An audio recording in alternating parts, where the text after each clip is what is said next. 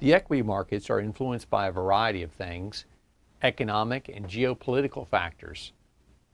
In the U.S., the markets have largely declined, mainly due to inflation concerns.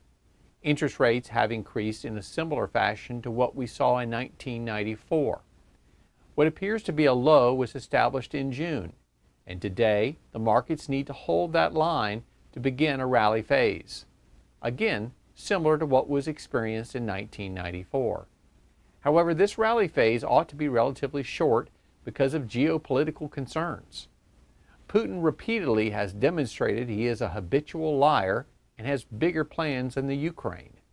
Recently, he announced that he would call up 300,000 reservists.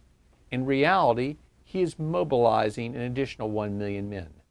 Students are being taken out of universities, and adults in their 50s are being told to report.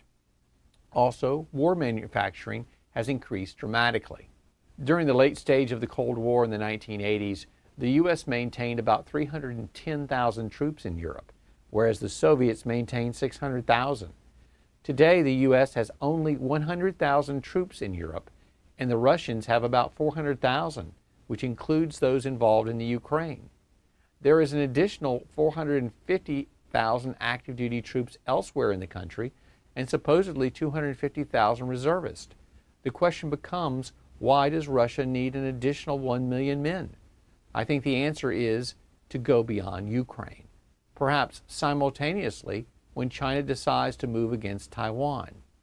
No sanctions will deter Russian aggressiveness. To thwart Russia, the U.S. will need to adopt measures like Ronald Reagan imposed, which was to outspend Russia militarily. This means drastically increasing defense spending, increasing the size of our own military, and deploying more forces to Europe.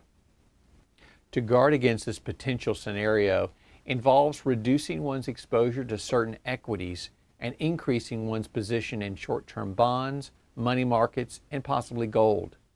If you have concerns about your portfolio, give us a call at Armada Advisors, or we're charting a course.